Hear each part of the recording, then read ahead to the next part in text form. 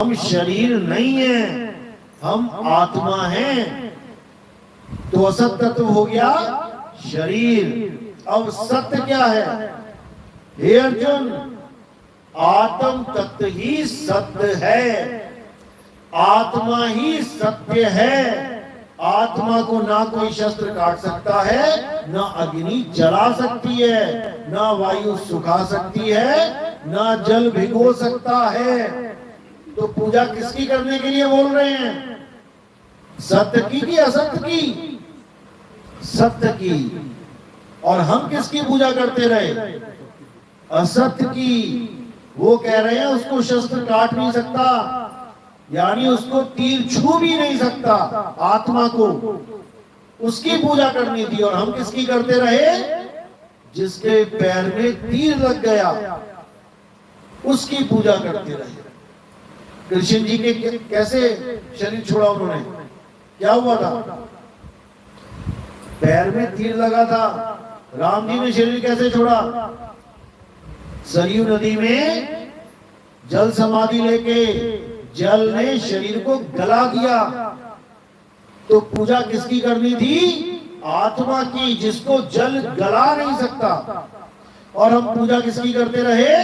शरीर की, जिसको जल ने गला दिया, तीर ने छेद दिया। इसीलिए कृष्ण जी की बात कोई नहीं समझ पा रहा है आज। क्यों? क्योंकि सत्य बताने वाला नहीं मिल रहा। जो भी मिलता है झूठ पे झूठ, झूठ पे झूठ बता के माया इकट्ठी करके चले जाते हैं। आज एक टीवी खोल के देखो, आज यूट्यूब खोल के देखो, कितने लोग कृष्ण लीला सुना रहे हैं तुम्हें। क्या तुम्हें कृष्ण लीला नहीं पता आज तक? कितने लोग राम जी की लीला सुना रहे हैं, क्या तुम्हें रामलीला नहीं पता आज तक? गीता का पाठ करने वाले कितने बैठे हैं? 7 दिन का पाठ होता है गीता का। 7 दिन में पता नहीं कितनी बार आत्मा आत्मा आत्मा कर देते, क्योंकि लिखा उसमें आत्मा आत्मा करने के बाद हम तुम्हें क्या करते हैं? शरीर की ही पूजा करवा के, चंदा चढ़वा के, पैसा चढ़वा के चले जाते हैं। अब कहां गई आत्मा? अब कहां चली गई तुम्हारी आत्मा?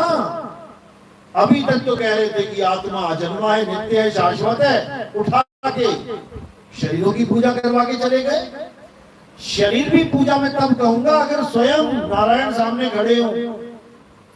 आप सामने खड़े हो और आपकी एक मूर्ति सामने खड़ी है, उसमें फर्क है कि नहीं?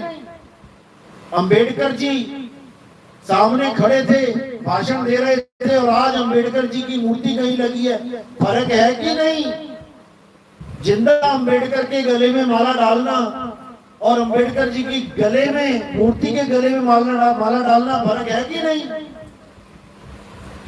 अगर जीवित शरीर खड़ा है नारायण का तो उसको माला डाल सकते हो, क्योंकि शरीर जीवित है, क्योंकि आत्मा वहां पर है। आत्मा की वजह से ही जीवित है। और अगर वहां पर मूर्ति को माला डाल रहे हो तो कहां का विवेक है भाई? एक जगह भी दिखा दो गीता में कहीं लिखा हो कि मेरे शरीर की पूजा करो या मेरी मूर्ति की पूजा करो। एक जगह भी नहीं लिखा। वहां पर कभी नहीं बोला गया कि किसी धर्म में मैं यानी मेरे शरीर की पूजा हो, कभी नहीं बोला। वहां तो ये बोला गया सब धर्मों को त्याग दे, सब धर्मों को छोड़ के एक मेरी शरण में आ जा।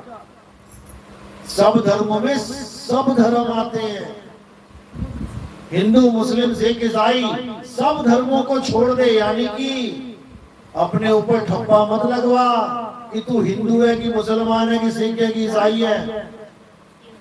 अपने ऊपर सत्य का ठप्पा लगवा कि तू सत्संगी है, तू सत्य को जानता है। और सत्य का ठप्पा क्या है? आत्मा, आत्म ज्ञान। आत्म ज्ञान के बिना ना तो तुम कृष्ण जी के पुजारी हो, ना राम जी के पुजारी हो, ना अल्लाह के पुजारी हो, ना वाहिगुरु के पुजारी हो, और ना ही तुम कबीर पंथी हो। अगर तुम आत्मा के अलावा किसी मंत्र को पकड़ के जप रहे हो, बैठे हो, तो तुम कबीर पंथी नहीं हो, कबाड़ पंथी हो। क्योंकि साहिब क्या बोल रहे हैं, ना मैं जप में, ना मैं तप में। जब मैं जप में हुई नहीं तो ये कबीर पंथी क्या जपवा रहे हैं? अजर नाम, अमर नाम, अनाम, अकाम, पता नहीं क्या क्या रटवा दिया इस आदमी को, तोता बना दिया। और इनको समझाओ तो उल्टा गालियां सुनो। समझना तो बहुत दूर की बात है। सच्चों को ही झूठा बताते हैं, साचों को ये झूठा बतावे, और इन झूठों पे एतबार। निरंजन धन तेरा दरबार। निरंजन कौन? काल निरंजन। जन्म मरे जीव 84, काल निरंजन डाली फांसी। इस काल निरंजन को कोई नहीं जानता। अभी तुम्हारा बेटा जॉब पे जा रहा है, अभी खबर आ जाएगी ट्रक के नीचे आ गया, मर गया जी। अब बताओ कौन से भगवान की तुमने पूजा में कमी छोड़ी थी? भगवान को बचाना चाहिए था। जब हाथी को बचाने आ गए मगरमच्छ से, तो हम तो फिर भी आदमी हैं भाई, हमें क्यों नहीं बचा रहे? और जो दर्शन करने जा रहे हैं, केदारनाथ में गए थे, घर बार छोड़ के, गंदा पानी छोड़ के, उनको भी मौत से नहीं बचाया। अरे उनको तो बचा लेते। भगवान के घर गए थे, कहीं घूमने फिरने थोड़ी नहीं गए थे पिकनिक स्पॉट पे, नहीं बचाया गया। नैना देवी में भगदड़ मच गई, कितने लोग मारे गए। भगवानों के घर में ही जब तुम सेफ नहीं हो, तो इस काल की नगरी में कहां सेफ रहोगे? इन गांवों में, इन शहरों में। लेकिन किसी को समझ में नहीं आ रहा, बस एक एक दिन काटते चले जा रहे हैं। और साहिब कह रहे हैं ये अनमोल है, मानुष जन्म अनमोल है, और मिले न बारंबार। तरवर जो पत्ता गिरे, बहुर न लागे डार। एक बार पत्ता गिर गया, अब पता नहीं कब नंबर लगेगा उसका दोबारा। ऐसे ही एक बार इंसानी चोला तुम्हारा हाथ से निकल गया, अब पता नहीं तुम्हें कुत्ता, बिल्ली, हाथी, घोड़ा, बंदर क्या बना के घुमाएंगे। ऐसी बंदूकें निकाल निकाल के लोग मारेंगे, भगाएंगे तुम्हें, हालत खराब हो जाएगी। इसलिए इंसानी जन्म की कदर करो। परमात्मा ने बुद्धि विवेक केवल इंसानों को दिया है। भैंस के पानी में जो पानी पीती है भैंस, उसमें एक मुट्ठी रेत डाल देना, रेता या बजरी डाल देना, वो पी जाएगी। उस बाल्टी में तुम बजरी डाल देना, 2 4 5 कंकड़, वो पी जाएगी पानी ऊपर ऊपर से सारा। और तुम अपने ग्लास में डलवा के देख लेना, थोड़ा सा रेत, 2 4 कंकड़, पी लोगे क्या? नहीं पियोगे। एक मक्खी गिर जाए तुम्हारे पानी में, पी लोगे क्या? नहीं पियोगे। वो बात अलग है, आदमी बहुत शातिर है। पानी में गिर गई मक्खी तो फेंक देगा, चाय में गिर गई तो मक्खी निकाल के फेंक देगा। दूध में मक्खी गिर जाए, किसी ग्वाले के पास जाओ जो दूध चोराए भैंस का, भरी हुई बाल्टी में 10 मक्खियां गिर गई, अब वो क्या फेंकेगा? दूध फेंकेगा कि मक्खी? मक्खी फेंकेगा, दूध नहीं फेंकेगा, क्योंकि बुद्धि है उसके पास। और तुम लगा लो तुम्हारे घी में, 2 किलो घी में तुमने घी बनाया, उसमें मक्खी गिर गई, तुम घी फेंक दोगी 2 किलो? तुम भी मक्खी निकाल के फेंकोगी। ये विवेक है। पानी फेंक दिया क्योंकि दोबारा मिल जाएगा, फ्री का मिल रहा है यहाँ पे। घी नहीं मिलेगा 1000 रुपए का। ये विवेक है। ये विवेक बार बार नहीं मिलेगा। इसीलिए इंसानी चोला मिलता है, ताकि आप विवेक के द्वारा परमात्मा के सच्चे नाम का सिमरन करो और निकलो यहां से। लेकिन कब निकल पाओगे? जब तुम्हें गुरु भी विवेकी मिल जाएगा। अब अंधे को अंधा मिला, राह कौन बताए? चेला भी अंधा, गुरु भी अंधा, दोनों को लागा पेट का धंधा। चेला गुरु के पास गया है कि चलो संगत मिलेगी, मैं बिजनेसमैन हूं, थोड़ा सा मेरा बिजनेस बढ़ जाएगा, गुरु भाई के नाते लोग मेरी दुकान पे आएंगे। और गुरु देख रहा है चलो चेले बढ़ गए, मैं भी कोई प्रोडक्ट निकाल दूं, हल्दी, नमक, धनिया, च्यवनप्राश, देसी घी। ऐसा ऐसा हाल हो गया गुरुओं का कि कंपनियों से देसी घी खरीद रहे हैं और उसमें बाहर का कवर अपना लगा रखा है। 100 रुपए सस्ता खरीदते हैं और बिजनेस कर रहे हैं ये बोल के कि हमारा देसी घी है। ऐसे भी गुरु बैठे हैं। दोनों को पेट का धंधा, ये भगवान को धंधा बना लिया इन लोगों ने। लेकिन जो विवेकी गुरु होता है वो इन चीजों से न्यारा होता है। वो केवल तुम्हें एक ही चीज बताने आता है कि शब्द है क्या, जिस शब्द में तुमने समाना है। भगवान का नाम है क्या, जिस नाम से तुम्हारा कल्याण होना है। जो नाम तुम अभी जप रहे हो, राम राम राम, कृष्ण कृष्ण, राधे राधे, अल्लाहु अल्लाहु, वाहिगुरु वाहिगुरु, कबीर कबीर, ये सब नाम तब बने हैं जब इंसान ने लिखना पढ़ना सीख लिया। का खा गा ABCD ये लिख लिए उसने। जब आदि मानव था तब लिखना बोलना भी नहीं आता था, तब भगवान का नाम कौन सा था। आज तो पढ़ लिख लिया इसलिए भगवान के नाम लेके बैठा है।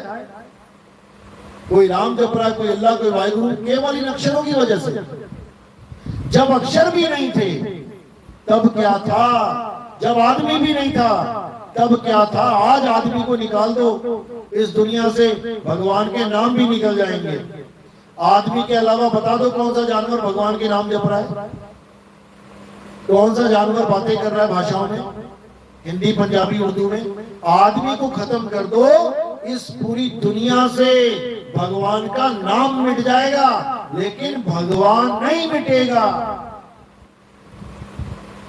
परमात्मा के नाम मिट जाएंगे लेकिन परमात्मा नहीं मिटेगा, क्योंकि परमात्मा स्वयं नाम है, स्वयं नाम है। और राम से बड़ा राम का नाम। और कौन सा नाम, ये 2 अक्षर वाला, रा और मां। किसी ने कहा भाई ये पर्ची ले जा, पूरी मार्केट में कहीं पर भी दे देना और खाना खा लेना, बस इस पे मेरा नाम लिखा है, चिंता मत करना। किसी बंदे ने बोला कि मेरा नाम लिखा है पर्ची पे, तू कहीं भी चला जाना, इस मार्केट में मेरा नाम चलता है, बस तू पर्ची दिखा देना, तुझे खाना दे दिया जाएगा। अब ये बात समझ में आ गई कि उस आदमी का इतना नाम चलता है कि कहीं पर भी उसके नाम को भी कोई अनदेखा करने वाला नहीं है। अब राम जी की बात करते हैं। राम जी समुद्र के सामने खड़े रहे कि मुझे रास्ता दे दो। रामायण में कितने दिन खड़े रहे, कितने दिन, कुछ पता है? 3 दिन बताते हैं। 3 दिन तक अरदास करते रहे कि हे समुद्र देव मुझे रास्ता दे दो, मैं लंका में जाना चाहता हूं, मुझे रास्ता दे दो। शिव जी के शिवलिंग की भी पूजा कर डाली, पता है ना। एक फोटो आती है कैलेंडर में, राम जी शिवलिंग की पूजा कर रहे हैं। किस लिए कर रहे हैं? ताकि समुद्र रास्ता दे दिया समुद्र रास्ता। क्या समुद्र ने रास्ता दे दिया था? नहीं दिया। जो स्वयं समुद्र के सामने चले गए और उनके जाने के बाद भी उनको रास्ता नहीं दिया जा रहा, तो क्या उनका नाम पत्थर पे लिख के समुद्र उसका उन पत्थरों को तैरने देगा? जब स्वयं राम जी पहुंच गए वहां पे, जैसे किसी ने कहा था कि ये पर्ची ले जा मेरे नाम की, तो कहीं भी जाएगा ये पर्ची चल जाएगी। पर्ची छोड़ो, बंदा खुद पहुंच गया, उसकी अरदास रिजेक्ट कर दी गई, तो वो पर्ची क्या करेगी? जब आदमी खुद मार्केट में पहुंच गया, उसको खुद नहीं खाना खिलाया किसी ने, उसके नाम की पर्ची चलेगी क्या कहीं पे? इसके पीछे गुप्त भेद हैं। ये पत्थर क्यों तैरे? राम के नाम से नहीं तैरे। नल और नील नाम सुना है? नल और नील कौन थे? राम जी की सेना में थे। उनको वरदान था कि जो भी चीज तुम समुद्र में फेंकोगे, पानी में फेंकोगे, वो डूबेगी नहीं। तो उनसे, उनके हाथों से ये पत्थर फेंकवाए गए थे ताकि वहां पे पुल बन जाए। तो पत्थर राम के नाम से नहीं तैरने लगे थे, पत्थर तैर रहे थे नल और नील के हाथों की वजह से। और किसने दिया था ये वरदान? किसने दिया था? सपने में भी नहीं पता लग सकता कि कौन है ये वरदान देने वाला। जिस दिन ये पता लग गया ना कि ये वरदान किसने दिया था, उस दिन सब कुछ भूल जाओगे। तब समझ में आएगा कि ये कोई और ही है जो गुप्त रूप से सबका भला करता है। वो सामने नहीं आता कभी किसी के।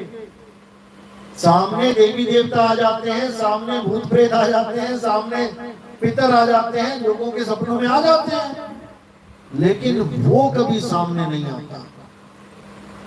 वो, उसको वाहवाही की जरूरत है ही नहीं।